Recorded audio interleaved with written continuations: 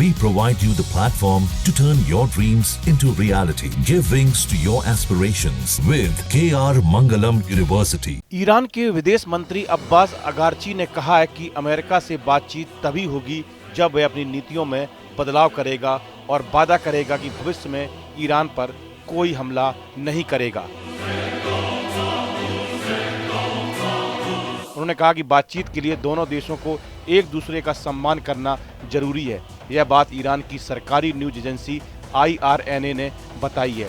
अगारची ने कहा कि ईरान बातचीत के खिलाफ नहीं है, लेकिन बातचीत तभी हो सकती है जब यह बराबरी और आपसी समझदारी के आधार पर हो। उन्होंने साफ किया कि दबाव और धमकी की स्थिति में कोई वार्ता संभव नहीं है।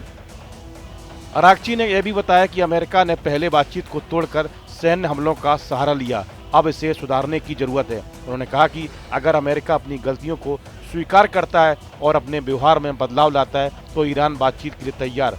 इसके साथ ही उन्होंने यह भी स्पष्ट किया कि ईरान को यह गारंटी देनी चाहिए अमेरिका भविष्य में बातचीत के दौरान सैन्य हमले नहीं करेगा। ईरान के शीर्ष राजनयिक ने यह भी कहा कि अगर अमेरिका के हमलों से ईरान के परमाणु प्रतिष्ठानों को कोई नुकसान हुआ है तो ईरान मुआवजा मांगने का अधिकार सुरक्षित रखता है। अगारची ने भी कहा कि आरोप लगाना गलत है कि ईरान का शांतिपूर्ण परमाणु कार्यक्रम खत्म हो गया। पूरी तरह से गलत है, क्योंकि यह कार्यक्रम अंतर्राष्ट्रीय परमाणु ऊर्जा एजेंसी यानी कि IAEA की निगरानी में चल रहा है। बातचीत के दौरान अगारची ने कहा कि यह एक डिप्लोमेटिक हॉटलाइन के जरिए मित्र देशों या मध्यस्थों की मदद से संपर्क बनाए रखने की प्रक्रिया शुरू की जा रही है।